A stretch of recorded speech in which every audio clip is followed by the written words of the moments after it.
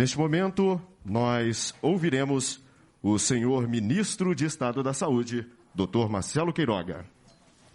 Boa noite a todos, sejam muito bem-vindos ao Ministério da Saúde. Nós gostaríamos de conversar um pouco com vocês sobre o planejamento da nossa campanha de imunização contra a Covid-19 no ano de 2022. Primeiramente, eu gostaria de dizer que todos já sabemos que vivemos hoje, no mês de outubro, um cenário sanitário bem mais controlado em relação à pandemia da Covid-19, que é uma emergência de saúde pública internacional.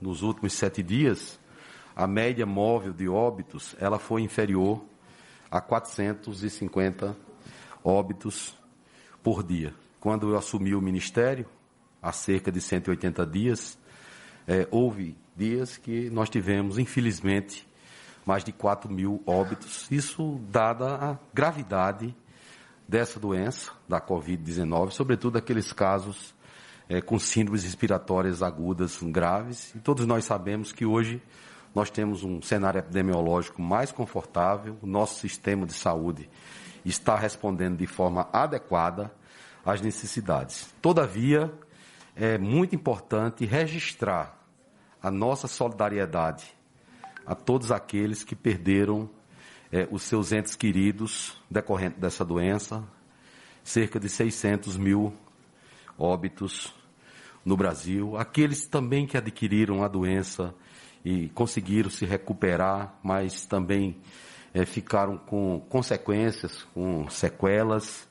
Nós somos solidários a essas pessoas e trabalhamos fortemente para que o nosso sistema de saúde consiga dar as respostas necessárias e diminuir o sofrimento em decorrência dessa doença e também nos sentimos parceiros na solidariedade aos familiares e a todos os brasileiros em função da pandemia da Covid-19. Hoje nós temos uma esperança para conter o caráter pandêmico dessa doença, que é a vacina. A vacina contra a Covid-19 é fruto do esforço da ciência. Nunca se fez uma vacina em tão pouco tempo. Os resultados já estão aí. O Brasil adotou uma estratégia diversificada para a aquisição de vacinas no ano de 2020. Isso começou em maio, com pesquisas, com parcerias que foram firmadas entre a Universidade de Oxford e a Fundação Oswaldo Cruz, que resultou na bem-sucedida transferência de tecnologia para produzir vacinas com IFA nacional na Fundação Oswaldo Cruz. O Brasil também adquiriu vacinas do Instituto Butantan, com IFA originário da China, vacinas, portanto, produzidas no Brasil, e fez acordos com, por exemplo, a Organização Mundial de Saúde, através da iniciativa COVAX Facility, para a cobertura de 10% da nossa população, cerca de 42 milhões de doses, acordos com farmacêuticas multinacionais como a Pfizer, 200 milhões de doses, com a Janssen, 38 milhões de doses. Isso fez com que a nossa campanha de vacinação contra a Covid-19 fosse a maior campanha de vacinação que o Brasil já registrou em todos os tempos.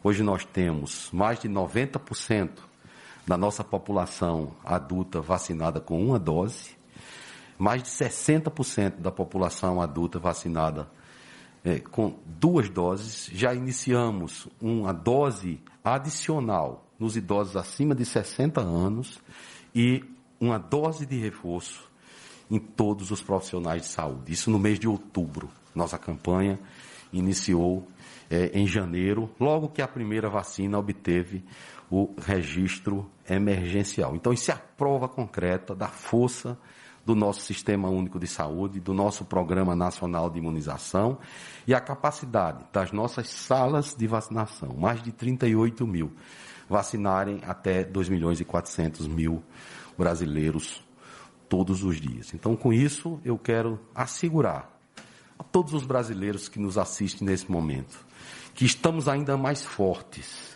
para, no ano de 2022, fazer uma campanha mais bem consolidada ainda, porque o nosso preparo em 2002 nos conferiu experiência em 2021 e nos conferiu capacidade do país produzir vacinas com IFA nacional e até atrair indústrias como a Pfizer para instalar plantas em parceria com a indústria nacional.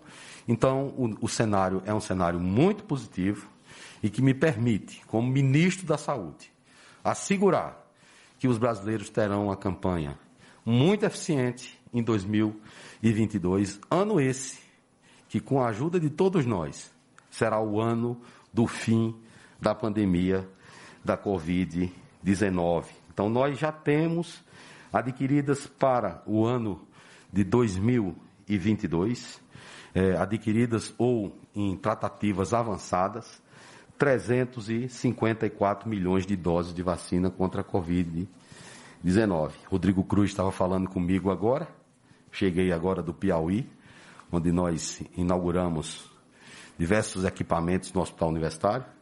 Nós já fechamos com a Pfizer um contrato para mais 100 milhões de doses no ano de 2022, com a perspectiva de mais 50 milhões de doses, se for o caso. Isso já está tratado com a Pfizer.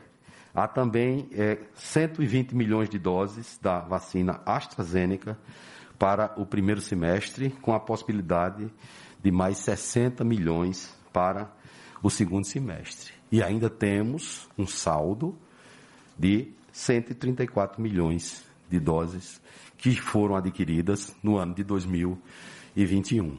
Eu gostaria de destacar a vocês que o mundo ainda não sabe qual é a forma mais adequada para a vacinação em 2022. E nós temos vacinas ainda sendo desenvolvidas com plataformas inovadoras, como o caso da vacina Clover, que teve um estudo em fase 3 aqui no Brasil, que pode obter registro definitivo da Anvisa. A própria vacina da Pfizer, que nós fizemos aqui esse acordo, está previsto, entre aspas, uma atualização dessa vacina, para que ela tenha mais eficácia contra variantes do vírus, como a variante Gama e a variante Delta.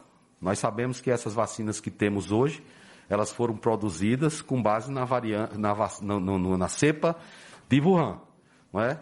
E de lá para cá houve variantes, variante alfa, variante beta, variante gama, variante delta, variante lambda, variante mi. Então, podem surgir variantes e a indústria farmacêutica, de acordo com as pesquisas, tem respondido com produção de vacinas que garantam a eficácia, a efetividade. Né? O Brasil também, em 2021, por determinação do ministro da Saúde, a Comissão Nacional de Incorporação de Tecnologia avaliou 2 vacinas e que têm um registro definitivo na Anvisa.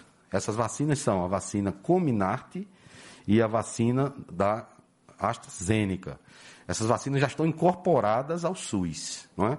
E o estudo que a Comissão Nacional de Tecnologia aprovou mostra que essas 2 vacinas elas são muito custo-efetivas e elas criam um impacto decremental no orçamento da ordem de 150 bilhões de reais, quando nós estimamos um tempo horizonte de 5 anos. Então, vacinar a população contra a Covid-19, além de salvar vidas, é muito custo-efetivo para o nosso sistema de saúde. Qualquer vacina fora do ambiente de emergência sanitária, ou qualquer produto, qualquer insumo, qualquer medicamento, é necessário ter registro definitivo na Anvisa. Então, portanto, o Ministério da Saúde prioriza as vacinas que têm registro definitivo na Anvisa, e as 2 são, vou repetir, a vacina da Pfizer e a vacina da AstraZeneca. Se outra vacina, como por exemplo a vacina da Coronavac, lograr o registro definitivo na Anvisa,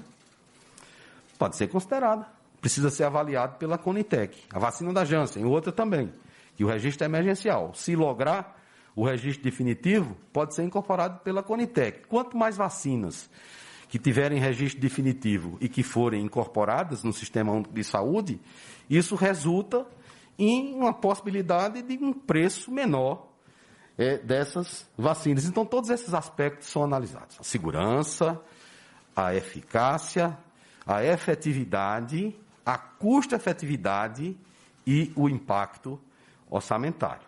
Né? Então, com isso eu quero dizer para vocês que nós já estamos aqui e nenhum brasileiro duvida do nosso sistema único de saúde. Duvidar do sistema único de saúde é duvidar do próprio Brasil e da sua capacidade de assistir a sua população. Né? E o que fizemos hoje é reconhecido no mundo inteiro. A própria Organização Mundial de Saúde tem nos elogiado pela força da nossa campanha nacional de imunização. Eu vou pedir ao Rodrigo Cruz, agradeço ao Rodrigo Cruz pelo período que me substituiu aqui no Ministério, período que eu estava afastado em decorrência da Covid-19, como vocês sabem, e desde o início que assumi aqui o Ministério da Saúde, não só o Rodrigo, como a Rosana e os demais secretários, nós temos trabalhado juntos. O Rodrigo coordena toda essa parte de negociação com as farmacêuticas e tem trazido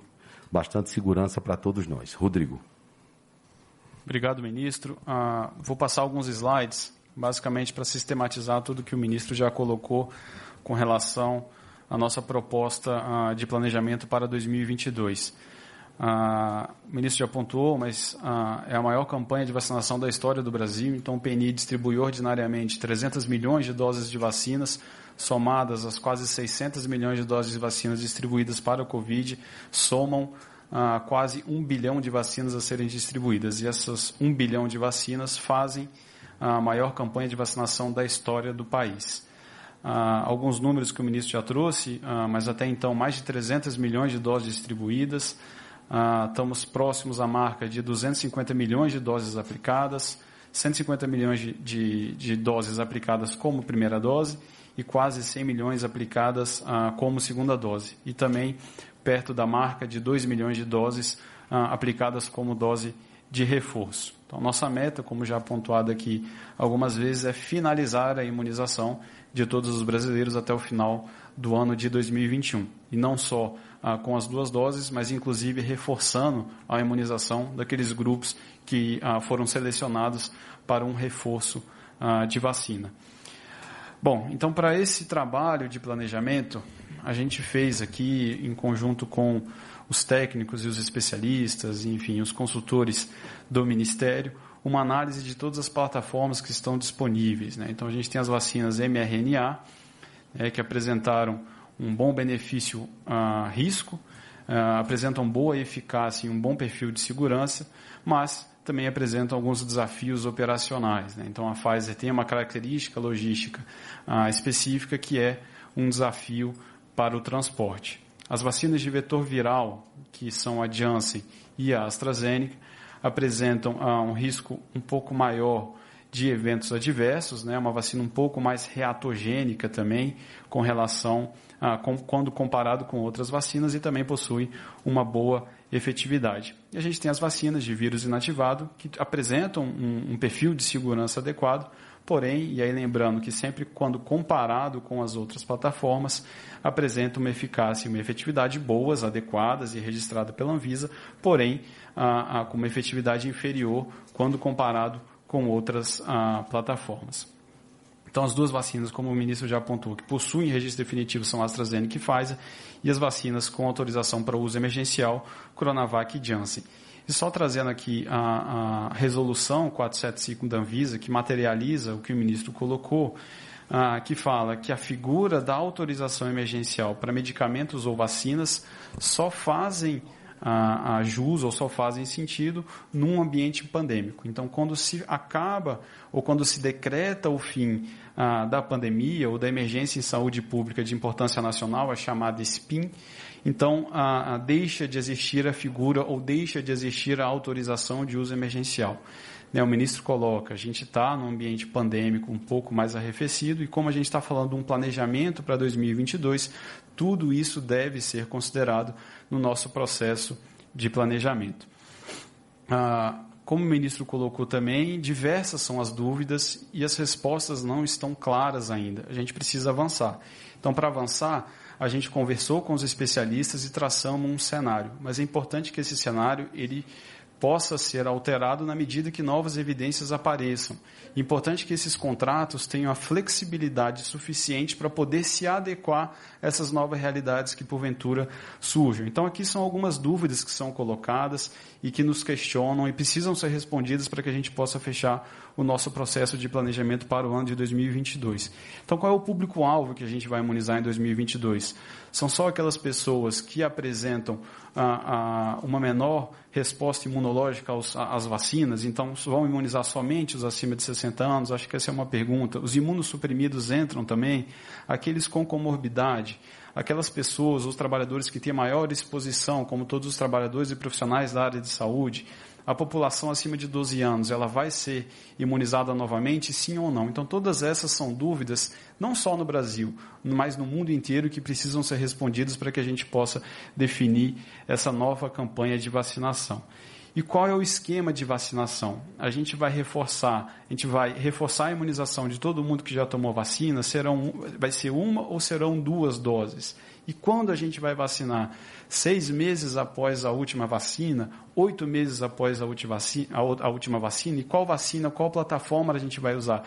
Vai ser um esquema heterólogo, que a gente chama, a gente vai trocar a vacina. Então, se no reforço primário, ou na campanha primária, né, na original, a pessoa tomou uma vacina, a gente vai recomendar que ela tome outra? Então, todas essas perguntas precisam ser respondidas e hoje o mundo não tem todas essas respostas. Mas, ainda assim, a gente precisa avançar, como o ministro colocou, para garantir vacinas suficientes para poder imunizar toda a população brasileira e garantir que a gente não tenha um crescimento nesse cenário pandêmico.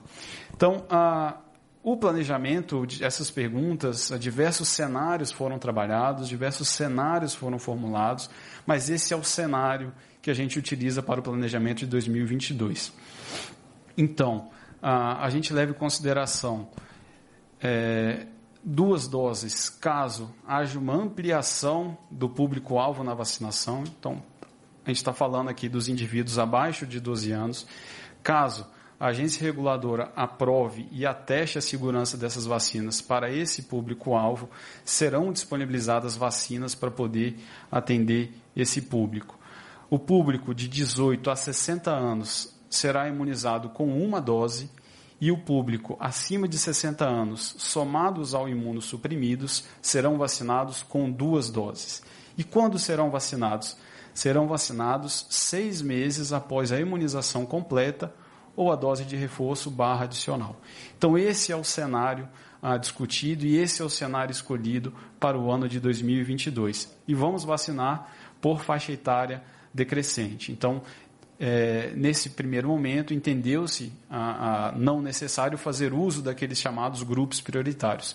Vamos, então, por idade, respeitando sempre esses prazos mínimos que estão colocados. Detalhando um pouquinho isso tudo, né? Então, possivelmente ampliação do público-alvo, né? Os indivíduos abaixo de 12 anos. A gente tem uma população de 35 milhões de brasileiros. Então, como a gente colocou, seriam 2 doses, atendendo todos aqueles condicionantes, desde que aprovado pela Anvisa, que ateste a segurança desses imunizantes, 70 milhões de doses, e aí tem todas as quantidades de dose para cada um daqueles grupos que foi calculado. A gente considera 10% de perda e a gente considera 10% de reserva técnica a esse total, perfazendo, então, uma estimativa de doses para o ano de 2022 de cerca de 340 milhões de vacinas. Então, esse é o número que a gente trabalha. Como é que a gente vai atingir esse número, né? O ministro já colocou, mas só para rememorar e reforçar esses números. A gente chamou de saldo de doses de 2021. Então, foram contratadas nesse ano cerca de 550 milhões de doses. Dessas, após finalizar a distribuição de doses suficientes para completar a imunização de todos os brasileiros e reforçar a imunização daqueles grupos que já foram selecionados, a gente terá um saldo de 134 milhões de doses. Então, como o ministro colocou, como nova aquisição, estamos já em fase final de tratativas para aquisição de mais 100 milhões de doses. com uma opção de compra de mais 50 milhões de doses. E aqui entra na missão passada pelo ministro Marcelo Queiroga de possibilitar, caso a gente tenha uma alteração de cenário, caso apareçam novas evidências que determinem a ampliação da vacinação em grupos que originalmente ou no cenário planejado não estão contemplados, a gente tem a possibilidade de acionar mais 50 milhões de doses desse imunizante da Pfizer. E da AstraZeneca, num processo de transferência tecnológica, teríamos a capacidade de produção no primeiro semestre de 120 milhões de doses, isso mesclado com o IFA importado, e para o segundo semestre teríamos a opção de disparar mais 60 milhões de doses. Então, esse cenário faz um investimento garantido pelo governo federal de 11 bilhões de reais para que a gente possa, então, fazer mão e adquirir todas essas vacinas contratadas. E só para reforçar e finalizando aqui, ministro, esse é um planejamento, foi validado com especialistas, essa é a resposta que a gente tem hoje e essa é a estratégia de aquisição de vacinas para 2022. Lembrando que isso está sujeito a alteração devido ao surgimento de novas evidências, mas a mensagem que a gente deixa de tranquilidade para a população é que, caso as evidências mostrem a necessidade de mais vacinas, contratualmente a gente já tem os instrumentos necessários para poder fazer a aquisição dessas doses. Obrigado, ministro. Obrigado, Rodrigo. Só mais algumas informações. As vacinas do COVAX Facility, nós recebemos cerca de 9 milhões, não, Rodrigo? 12 milhões. Nós não estamos contando com essas vacinas para o ano de 2022. Por quê? Porque o COVAX Facility tem tido muita dificuldade em entregar a vacina. O Brasil já distribuiu mais de 301 milhões de doses, como já falei, e o COVAX Facility distribuiu um pouco mais de 300 milhões, 306 ou 308 milhões de doses para o mundo, né? Então, vejam como o Brasil vai bem na campanha de imunização. Outro ponto, o Rodrigo falou aqui, desse custo de 11 bilhões de reais, e se fala do orçamento de 2022, a grande parte será adquirida em 2021. Não é? Esse contrato da Pfizer inteiro, ele será firmado em 2021. Outro aspecto, que vocês também sabem, o Ministério da Saúde encaminhou para a Agência Nacional de Saúde Suplementar a decisão da Conitec e da Secretaria de Ciência, Tecnologia, Inovação e Insumo Estratégico, SQETI, de incorporar as vacinas. E nós solicitamos que essas vacinas fossem incluídas no rol de cobertura da Agência Nacional de Saúde Suplementar. Lamentavelmente, a agência entendeu que não seria o caso, mas o nosso modesto entendimento é divergente em relação a essa posição. E nós vamos insistir para que essas vacinas elas sejam incorporadas na saúde suplementar. Primeiro porque o que é incorporado no SUS, e de acordo com a legislação, quando um beneficiário da saúde suplementar utiliza, tem que ser ressarcido ao SUS. Segundo, porque é vantajoso para as operadoras de plano de saúde. Por quê?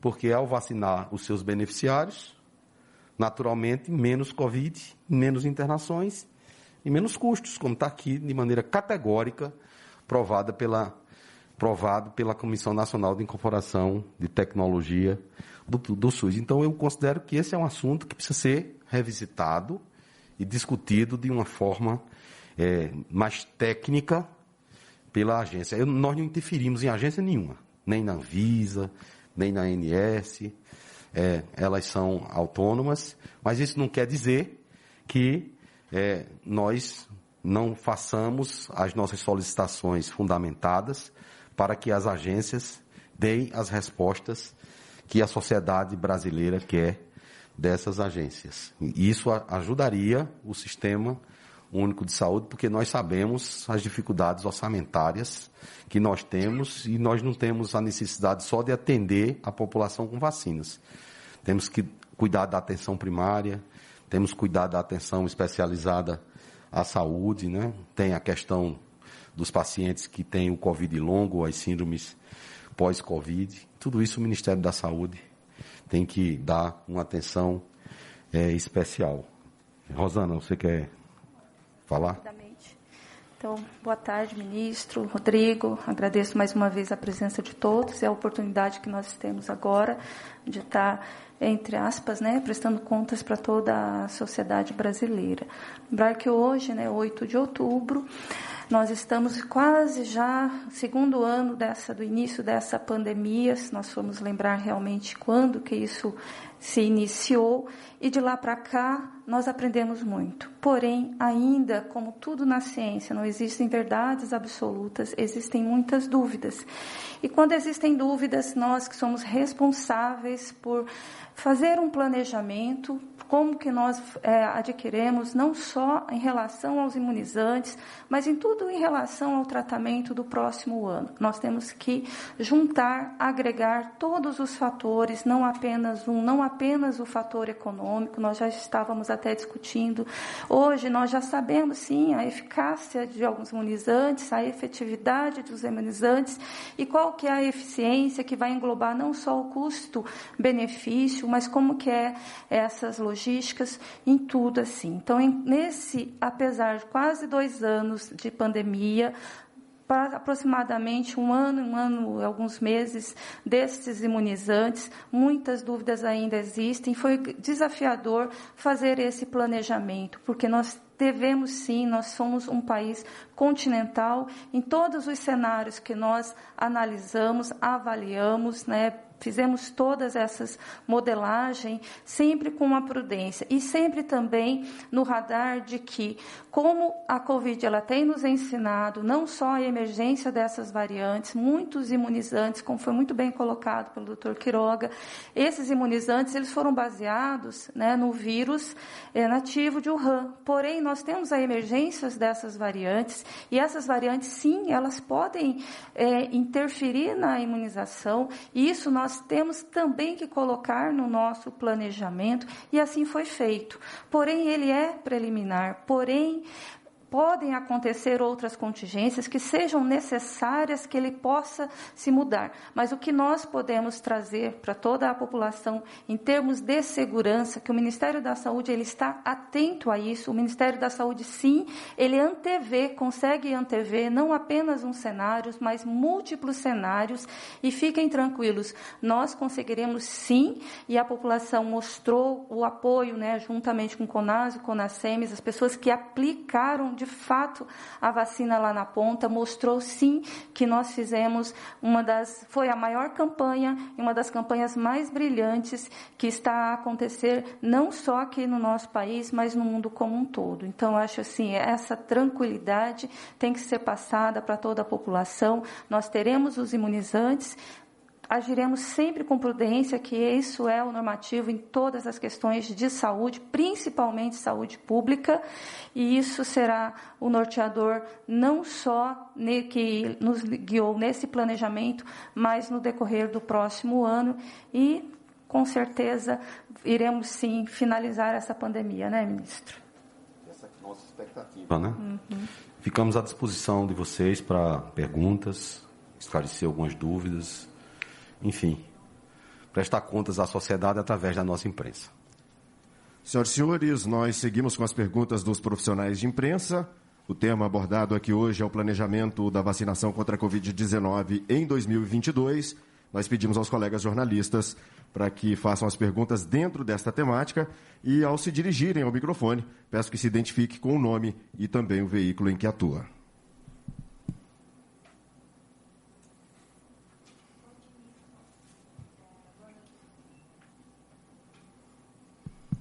Boa noite, ministro, secretário Rodrigo, secretária Rosana.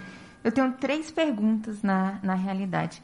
A primeira é uma dúvida, vai aplicar a dose, a revacinação em pessoas acima de 12 anos? Como que vai ser isso? Essa parte eu fiquei um pouco confusa. Como nós colocamos, tudo é muito novo. Tanto é que essa população acima de 12 anos, nós não sabemos ainda se haverá necessidade de dose de reforço. O que nós sabemos hoje é que, sim, é importante que elas sejam vacinadas. E algo que é muito importante de ser colocado Quando nós falamos em cenários, nós vivemos um cenário pandêmico, uma alta circulação do vírus. Então, medidas adotadas nesse momento, elas podem ser diferentes quando ocorrer a baixa circulação. Exemplo, a influenza. A influenza nós não vacinamos todos, né, apenas aquela população que corre maior risco. Então, essa população ainda nós não temos certeza, os estudos estão acontecendo e aí nós vamos definir. Se for necessário, nós temos doses. Ótimo, obrigada. A segunda pergunta é que, infelizmente, hoje a gente atingiu 600 mil mortes por conta da Covid, né? Eu queria saber qual é a posição do Ministério daqui para frente e o que faltou no ano passado para a gente não atingir realmente, a gente perder tantas vidas assim, né? Bom, em primeiro lugar, só doença do coração são mais de 380 mil todos os anos, né? Então, se contar no mesmo período, nós teríamos cifras também alarmantes. O câncer também tem uma elevada incidência de óbitos. E a Covid-19 é uma emergência sanitária internacional que levou a óbitos em todos os locais do mundo. O nosso sistema de saúde, ele tem dado crescentemente respostas positivas. Ao longo do tempo, o sistema de saúde foi se preparando para dar uma assistência melhor. Lembrar, de 2008 a 2018, foram fechados 40 mil leitos no Brasil. Não é? Infelizmente, apesar do SUS ser essa força extraordinária, havia uma série de vicissitudes e nós fomos aprendendo com o tempo. Os médicos não sabiam como tratar essa doença. De uma maneira geral, foram aprendendo a melhor maneira de ventilar os pacientes, qual era a hora de fazer a intubação orotraqueal. Foram surgindo conhecimentos, por exemplo, pacientes que necessitam de oxigênio, o uso de corticoide, né? E o conhecimento foi avançando. Hoje nós conseguimos ter resultados melhores. Mas, infelizmente, o nosso sistema de saúde, quando os pacientes tinham síndromes respiratórias agudas graves decorrentes da Covid, em algumas terapias intensivas, nós tínhamos uma mortalidade elevada, né? Às vezes chegava a 80%. Hoje, nós temos uma condição assistencial melhor e, com isso, nós temos uma condição de dar respostas melhores. Isso não foi só no sistema público, também na saúde suplementar também. Então, tem sido um aprendizado a longo prazo e a gente espera que o sistema de saúde continue forte para dar as respostas que a sociedade realmente espera de nós, os gestores. E não é só do Ministério da Saúde. Lembrar que o sistema público de saúde, ele é tripartite. Quem dá assistência na ponta são os municípios, são os estados, né? Então, é uma tarefa de todos nós. E nós estamos trabalhando para ter cada dia melhores resultados, não só em relação à Covid, mas em relação aos outros problemas. É um grande desafio, né? Ministro, a última pergunta, eu queria saber qual é a sua opinião sobre o kit Covid, né? Essa semana a gente teve aí a decisão da Conitec, que atesta que nenhum dos medicamentos desse kit deve ser utilizados por pacientes que tratam da Covid-19. Qual é a sua opinião sobre o kit? Decisão da Conitec? Sim, aqui. Qual foi a decisão da Conitec? Foi um documento elaborado por técnicos da Conitec que atesta que nenhum desses medicamentos do kit devem ser usados para pacientes da Covid. Eu desconheço esse documento, né? Até porque o documento da Conitec, para ser um documento da Conitec, ele tem que ser aprovado pela Conitec. E quando é submetido uma análise à Conitec, seja de uma incorporação de tecnologia, seja da elaboração de um protocolo clínico, primeiro é analisado numa primeira sentada pelos membros da Conitec, é colocado em consulta pública. Depois, a Conitec pode analisar novamente, a Conitec pode solicitar audiências públicas e depois que a Conitec recomenda, o secretário de Ciência e Tecnologia, Inovação e Insumos Estratégicos é quem decide. E se houver algum tipo de questionamento em relação àquela decisão do secretário, compete ao ministro decidir. A Conitec tem 10 anos. E eu falei em Conitec, as pessoas se espantaram, parece que ninguém sabia o que era Conitec. O que é isso? O que é Conitec? Então, eu submeti à Conitec uma proposta de elaboração de um protocolo clínico. Foi esse ministro aqui que submeteu. Tá? O hospitalar já está pronto. Já foi aprovado e recomendado pela Conitec, e o secretário de Ciência e Tecnologia, muito provavelmente, em breve, vai publicar no Diário Oficial da União. A questão do tratamento inicial está sendo discutido. Eu já me manifestei sobre isso. É desnecessário eu me manifestar a respeito desse aspecto. Até porque eu sou instância recorrida. Então eu posso ser o juiz. E o juiz que anuncia o seu posicionamento antes do tempo, ele até pode eivar de nulidade essa decisão. A minha posição já está clara, eu já falei, todos sabem qual é, e é preciso destruir narrativas. E a propósito, esse documento aí que você está dizendo, que eu não li ainda, se ele vazou de maneira inadequada. Porque esses são documentos que passam ainda por uma avaliação da Conitec. São documentos sigilosos. Então, quem participa de reuniões privativas do Ministério e divulga documentos sigilosos, está sujeito às infrações, às punições da legislação brasileira. Não são vocês da imprensa que divulgam, não. Vocês fazem o papel de vocês. Agora, quem divulga o que não é para divulgar, o que ainda está em análise, aí esse tem que responder porque é que divulgou, né? Até porque esse assunto já foi exaustivamente debatido. Não tem nenhuma novidade sobre isso. O que precisa é se discutir isso aqui amplamente. No nível da área técnica. Onde é a área técnica? É no Ministério da Saúde, ok? Senhoras e senhores, nós reiteramos que o tema abordado aqui hoje é o planejamento da vacinação contra a Covid-19 em 2022. E nós reiteramos também que deve ser feita uma pergunta por jornalista. Boa noite, ministro. Boa noite, secretários. Boa noite a todos. Melissa Duarte, Jornal Globo. Ministro, eu tenho uma dúvida e uma pergunta, tudo bem? Aqui foi tratado da vacinação dos adolescentes, né, a partir de 12 anos. Tem alguma previsão de quando crianças abaixo de 12 anos serão vacinadas ou isso ainda depende da Anvisa? Existe alguma vacina registrada para esse público? No Brasil, no momento, não. Em outro lugar do mundo? Existe. Onde?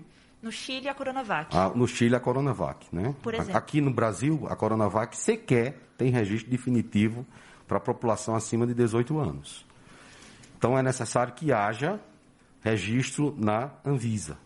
Não só para a população abaixo de 12 anos, mas para qualquer público. Né? E nós já temos uma lei aprovada pelo Congresso Nacional. Vocês sabem disso. Uma lei que foi do senador, se eu não me engano, Jean Paul Prats, né? Lei é feita para se cumprir. Né? Então, o Programa Nacional de Imunização tem aí, é sucesso absoluto. O que não quer dizer que o Ministério da Saúde não esteja vigilante acerca de eventos adversos, que ocorra em qualquer faixa etária. Nós já discutimos a questão da gestante, discutimos amplamente aqui. Um evento adverso que houve um evento adverso com um adolescente. Esse evento adverso foi analisado pelas áreas técnicas, chegou-se à conclusão que não tinha correlação com a vacina. Mas também nós percebemos ali que várias vacinas sem autorização da Anvisa estavam registradas como tem sido aplicado nesses adolescentes, o que aqui vamos combinar que não é adequado, né? Tá bom? Então nós estamos atentos, primeiro para transmitir à sociedade uma posição serena, segura, para que a sociedade ela confie, como sempre confiou, no Ministério da Saúde. Certo, ministro. E a minha pergunta é, o senhor falou que prevê o fim da pandemia para 2022. Quais critérios devem ser analisados para a gente poder falar em fim da pandemia no próximo ano? Bom, eu não disse que previ o fim da pandemia. Eu disse que era possível e quem fez esse tipo de avaliação foram técnicos da Fundação Oswaldo Cruz. Inclusive, eles divulgaram isso, foi publicado na imprensa, eles estimando que isso acontecesse no começo do ano de 2022. Do ponto de vista terminativo, né, a nível mundial, quem reconheceu a pandemia foi a Organização Mundial de Saúde. Né? Então, a Organização Mundial de Saúde, a nível mundial, foi ela que decretou e seria ela que também reconheceria o fim do caráter pandêmico. Mas nós temos um país continental e, de acordo com a evolução do quadro epidemiológico, aí, a queda da circulação do vírus, o número de casos, etc., e que pode-se considerar que essa situação deixou de ser pandêmica e passou a ser epidêmica, o que pode mudar uma série de estratégias sanitárias e até estratégias comportamentais. Obrigada, boa noite. Boa noite. Ministro, secretários, boa noite. Nolan Robertos, aqui da CNN. Ainda a respeito desse quadro pandêmico, ministro, dentro desse planejamento, existe alguma expectativa, de repente, do fim da situação emergencial em saúde pública, que no Brasil ainda para o ano que vem? E se, por exemplo, essa expectativa que o senhor citou já do primeiro trimestre, né, que foi o que os técnicos disseram, expectativa. Caso aconteça, o que fazer com essas vacinas da Janssen, por exemplo, que devem chegar cerca de 30 e tantos milhões, que com o fim da situação emergencial elas perdem também a autorização de uso emergencial? Boa pergunta. Primeiro, a Janssen ela deve apresentar os dados à Anvisa para obter o registro definitivo. A vacina da Janssen ela é diferente de outras vacinas, né? Porque ela já tem uma aceitação maior a nível mundial. Ela, por exemplo, é aplicada nos Estados Unidos, ela é aplicada no Reino Unido e acredito que ela obtenha o registro definitivo. Assim como eu também desejo fortemente que a vacina Coronavac ela também obtenha um registro definitivo, né? Então, se tiver uma vacina emergencial e nós não pudermos mais usar no Brasil, uma das possibilidades é o Brasil doar a outros países que possam estar precisando mais do que nós dessas vacinas. Ainda sobre a expectativa do fim desse período de situação emergencial no Brasil, existe isso dentro do planejamento? Sim, pode falar, Rosana. Acho que uma coisa tem que estar muito clara, né? Essa declaração de emergência internacional, tanto é que compete ao Ministério da Saúde determinar o fim ou não. E o determinar o fim ou não, como eu falei, tudo aqui nós analisamos. Existem critérios. Quais são esses critérios? Taxa de incidência, taxa de internação hospitalar, como que está a pandemia, não só aqui no território brasileiro, mas como que ela está fora também. Então, existem vários fatores que vão determinar que nossa secretaria leve para o ministro com todas essas justificativas, né, para determinar o final da emergência. Finalizando a emergência, provavelmente vai também finalizar, entre aspas, a pandemia, mas o vírus ele vai acabar? Não, ele provavelmente ele vai pular de um determinado status para outro. Isso que nós colocamos no desafio de se realizar um planejamento. Nós precisaremos, sim, continuar com os critérios da prevenção primária, sejam ele com imunização, vacinas, sejam também com medidas não farmacológicas, provavelmente. Só que isso não acontece do dia para a noite. Da mesma forma que eu coloquei aqui, o vírus ele foi descoberto, começou lá em novembro ou outubro. Quando que ele atingiu aqui? Foi muito rápido? Foi por conta da própria sociedade que existe hoje em dia, né? Então, o fim da pandemia, ele também obedecerá a alguns critérios. É óbvio que nós gostaríamos, né, de ver toda a família Zé Gotinha já sem a máscara, mas não é assim. Então, nós temos que ter prudência, certo? E eu gostaria só de lembrar algo em relação aos registros emergenciais. Nós temos nosso órgão regulador, normatizado por lei, que chama-se Anvisa, e nós temos que respeitá-la. Por mais que um medicamento ou um imunizante ele seja usado em outro país, ele tem que passar pelo nosso órgão regulador. Por que isso? É proteção da sociedade. Então, a sociedade ela tem que ser protegida por algo, e a Anvisa é esse órgão regulador. Então, ele tem que ser aprovado pela Anvisa. Sendo aprovado pela Anvisa, os órgãos oficiais podem ou não aplicá-lo, a depender das políticas. Tá? Isso é muito importante que seja falado. Por mais que digam, determinado imunizante é utilizado em este ou naquele país. Por que não se usa aqui? Porque nós temos responsabilidade com a população brasileira. E o que isso significa? Tem que passar por um órgão regulador. Tá? Olá, boa tarde, Isabela Camargo, da Globo News. São duas perguntas. Queria entender um pouquinho mais os critérios para mudança no critério da aplicação das doses, agora por faixa etária e não para o grupo de risco. E a minha segunda pergunta é no âmbito de medidas para conter a pandemia. O senhor fez hoje um anúncio contundente na sua viagem em relação às máscaras. Está na previsão do Ministério fazer uma flexibilização da utilização das máscaras e existe ainda, dentro da estratégia para conter o vírus para os próximos dias ou meses, uma substituição das máscaras por esta apresentação de uma vacinação? O senhor disse hoje mais cedo que não era muito a favor disso, queria ouvi-lo melhor. Bom, em primeiro lugar, a questão dos grupos prioritários. Né? No ano de 2020, 2020, né, através do Programa Nacional de Operacionalização da Vacinação contra a Covid, se estabeleceu grupos prioritários. Isso gerou muito tumulto, né? Eu quero ser prioritário e tal. E essa questão era por conta de doses. Havia uma carência de doses no começo no mundo inteiro. Hoje nós temos doses suficientes, né? Então, a vacinação por faixa etária, ela é mais simples e ela vai diminuir toda essa disputa em relação a grupos prioritários. Em relação a máscaras, a minha posição é clara. O cuidado é individual. O benefício é de todos. Ocorre que existem leis que querem obrigar as pessoas a usar máscara. Essas leis elas são absolutamente ineficazes. Então, o que nós temos que fazer é com que as pessoas se conscientizem para usar as medidas não farmacológicas. Quando eu cheguei aqui no Ministério, o presidente me confiou essa missão, eu falei em pátria de máscaras. Nossa população era muito pouco vacinada, né, e nós fomos paulatinamente crescendo na vacinação. Então, hoje, nós temos uma situação bem mais equilibrada e já podemos pensar, desde que o contexto ele vá cada dia melhorando e que a campanha de vacinação vá ampliando, por exemplo, em flexibilizar o uso de máscaras ao ar livre. Para quando? Às vezes a pessoa está andando de bicicleta sozinho e tem que usar máscara. O sujeito dentro de um carro sozinho e de máscara. Qual é o objetivo disso? Para quando? Espero que seja o mais breve possível. Mas depende, estamos trabalhando para isso. Agora eu fui para os Estados Unidos, eu estava andando lá nos Estados Unidos de máscara, as pessoas estavam andando sem máscara.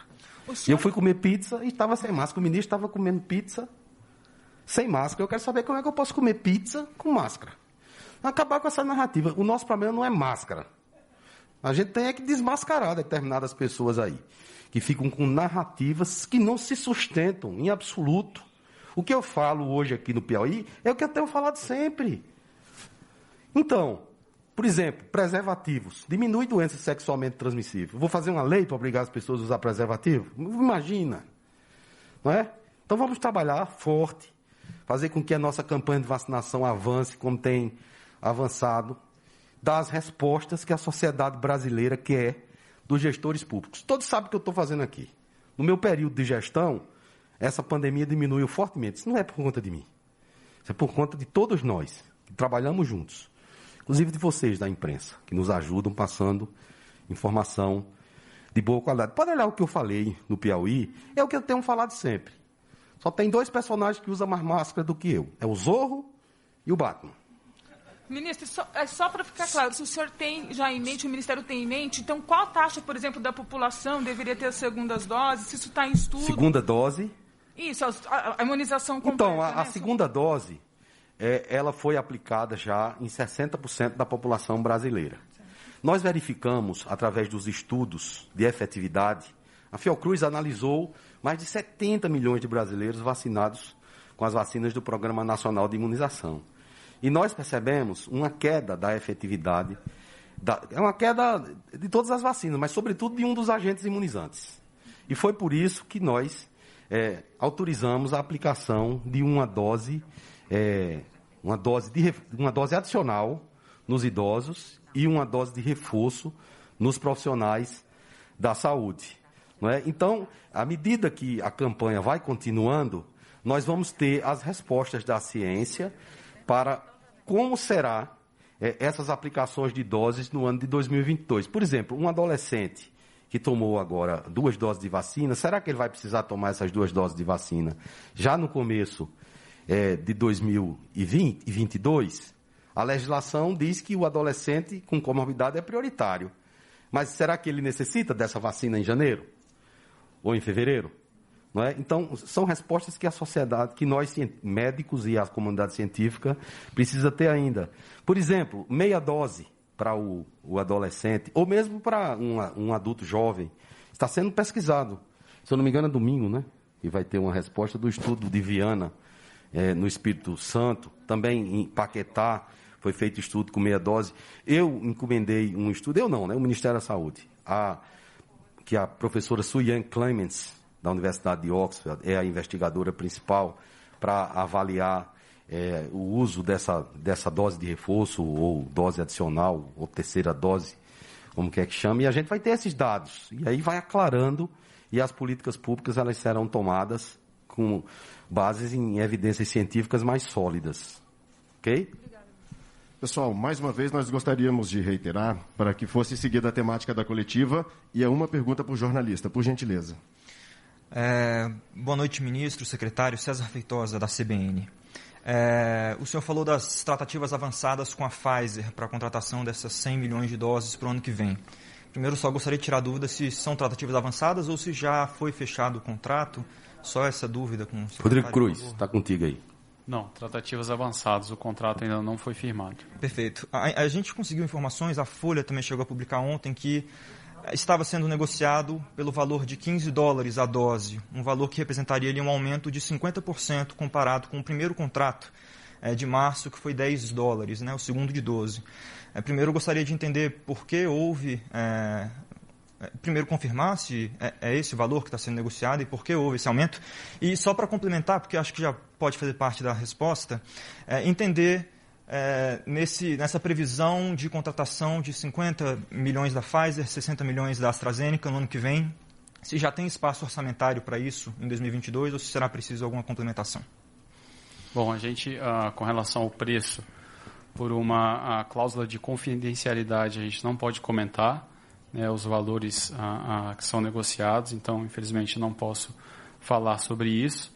Mas, enfim, por obrigação da legislação brasileira, uma vez o contrato firmado, os valores são publicados e aí, enfim, por conta de transparência pública, uma vez firmado, o valor integral do contrato vai a público. Então, infelizmente, não podemos comentar, em especial nesse momento onde o contrato não está celebrado. Com relação ao espaço orçamentário, a gente está discutindo com o Ministério da Economia possibilidade de abertura de crédito extraordinário para firmar o contrato agora e a gente vai calibrar. Mas a mensagem que o Ministério da Economia passa é que não faltará orçamento para fazer frente a essas despesas. Então, certamente, a mensagem para a população é de tranquilidade, que o orçamento será garantido e certamente não será problema para a aquisição desses imunizantes. Boa noite, ministro, secretários. Marina, da Rádio Gaúcha. Eu queria saber se tem alguma data específica para começar a imunização desse planejamento divulgado por vocês em relação à faixa etária.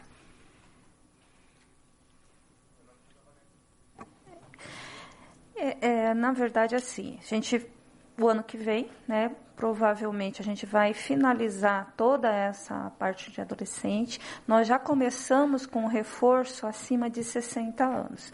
E coisa muito importante, os estudos mostram que a necessidade do reforço é a partir do 5º ou 6º ano. Tanto é que é muito importante, 5 a 6º mês, por isso que é muito importante. Se a população está sendo feito esse reforço com data inferior a 5 meses, isso é erro de imunização. Nós, assim, recebemos alguns comunicados que alguns estados estavam fazendo com 4 meses a dose de reforço. Não devam fazer isso, porque isso vai atrapalhar na sua imunização, certo? Então, essa população que nós já estamos vacinando agora, de 60 anos, com 5 a 6 meses, então, daqui 6 meses será a necessidade deles começarem a vacinar. Então, as doses de reforço que começaram nesse ano, elas vão se estender para o ano que vem? Vai se estender. Porém, aquilo que nós comentamos do cenário pandêmico, né? Ainda temos uma grande circulação. Então, há que se respeitar estritamente esses prazos. Se no ano que vem, principalmente no segundo semestre, diminuir mais a circulação, esses intervalos, eles podem ser revistos, né? Então, por isso é o cenário de incerteza. Vai tomar dose de reforço, ministro? Eu vou tomar dose de reforço. Bom, quando chegar a minha vez, né? Primeiro que eu tive a Covid agora, né, Marina? Aí eu só poderia tomar a vacina com um mês após. Eu sou profissional de saúde, mas eu não estou na linha de frente ali trabalhando. Então eu não tenho, assim, uma certeza se eu poderia ser incluído aí nesse grupo. Eu fui até para os Estados Unidos agora, eu fui para a Itália, né? E eu poderia até ter me vacinado lá, né? Mas não fiz. Até disse isso aí lá na entrevista coletiva que eu dei, né? Eu vou ficar aqui, no meu país, e vou seguir as recomendações do ministério que eu dirijo com muito orgulho. Estou fazendo aqui o meu trabalho segundo a recomendação do presidente da República, Jair Messias Bolsonaro, que me confiou essa missão. E eu vou cumprir, estou cumprindo. Está aí, olha, o cenário epidemiológico, eu já disse que não é por conta de mim, é por conta de nós, mas estou cumprindo. 301 milhões de doses de vacinas já distribuídas, o que coloca esse ministro aqui como um dos ministros que mais vacinas distribuiu para a população brasileira em todos os tempos, né? Então, estou muito confiante aqui com a ajuda do Rodrigo, com a ajuda da Rosana, do Sérgio, de todos os secretários do Ministério da Saúde. Nós vamos vencer essa pandemia, pessoal. Ok, Marina? Obrigada. Boa noite, Malumães do Poder 360. Eu gostaria de entender melhor, quem tomou a terceira dose neste ano, tomaria uma quarta e uma quinta no próximo ano? E a partir de que momento, de que mês vocês preveem a terceira dose para aqueles com menos de 59, com abaixo de 59 anos? Então, esse é o caso dos idosos, né? Então, essa questão de terceira dose, 1, 2 e 3, né? Então, nos idosos, o pessoal da vacina interpreta que seria uma dose adicional, ou seja, esses precisariam de 3 doses. Né? No caso de um profissional de saúde que tem uma idade abaixo de 60 anos, é uma dose de reforço. Então, os indivíduos acima de 60 anos estão tomando a dose de reforço agora, aí a expectativa, né, Rosana, é que 6 meses após eles usassem mais uma dose. E aí a gente vai esperar o que a ciência vai dizer para aplicar uma outra dose, se vai ser da mesma vacina, se vamos usar esquemas heterólogos. A opção agora, vocês não perguntaram, né? A opção que nós adotamos agora foi a vacina diferente, né? Um esquema de vacinação heterólogo. Então, a maioria tomou a vacina Coronavac e está recebendo agora a vacina Pfizer. Aqueles que tomaram a vacina AstraZeneca vão receber a vacina Pfizer. E por que não usa uma vacina heteróloga com a vacina Coronavac? Não há evidência científica na literatura acerca dessa estratégia. Há evidência de se aplicar uma terceira Coronavac. Mas, assim, quem tomou Coronavac, 1, 2, como é o meu caso. Tomei 1 dose, 2 doses e 3 doses de Coronavac. Os especialistas entendem que, nesse caso, seria melhor usar uma vacinação heteróloga, né? Então, nós teremos todas essas respostas ao longo do tempo. Parte delas serão dadas pelo estudo que nós encomendamos aqui no Ministério da Saúde e outras por outros estudos que a literatura mundial vai publicar, pelos estudos que nós fazemos na nossa base de dados do DataSUS. Pode ficar tranquilos que nós estamos acompanhando isso aqui com muito carinho. Posso complementar? Vou complementar, tem a nossa nota técnica, a gente explica bem. A tomada de decisão de necessidade ou não de dose de reforço, por isso que a gente fala que o cenário é de incertezas. Essa população acima de 60 anos, nós já temos algumas evidências científicas que mostraram que sim, a imunidade baseada em anticorpos, ela começa a diminuir no 5º a 6º mês. Concomitante a isso, que também isso não é apenas um fator, né? Nós temos também a imunidade celular, nós evidenciamos um aumento de internação, não só nós aqui no Brasil, mas em outros países também, falando que eles não só estavam se reinfectando, mas também estavam tendo a doença moderada a grave. Então, essa tomada foi baseada nesses estudos. Então, e esses estudos, começamos a dose de reforço aqui, não só nós, mas nos outros países, esses pacientes também, essas pessoas também serão acompanhadas. Parece que elas serão necessário mais uma dose de reforço no intervalo de 6 meses. Mas isso tudo também é uma incerteza. Repito novamente, o desafio desse planejamento, a gente teve que trabalhar com tudo isso. Não é só uma dose de reforço, como a gente faz na hepatite, 3 doses já está bom, né? Primeira, segunda e terceira dose. E depois você vai fazendo outras coisas. Então, a tomada de decisão foi nesse sentido, na evidência. Provavelmente, daqui 6 meses, a gente vai ter que fazer novamente nessa população, talvez a população mais jovem não. E essa dose extra na população abaixo de 59 anos seria a partir de qual mês vocês estão prevendo? É o estudo que o doutor falou, isso, que vão nos entregar, principalmente agora no final de outubro, que é da doutora Suém, que vai mostrar se essa população realmente ela cai a imunidade. Por isso que a gente reitera, o que nós sabemos é para a população acima de 60 anos. Então, não há sentido qualquer estado vacinar com dose de reforço a população abaixo dessa faixa etária. Primeiro, que não tem evidência, e segundo, vai atrapalhar todo esse planejamento.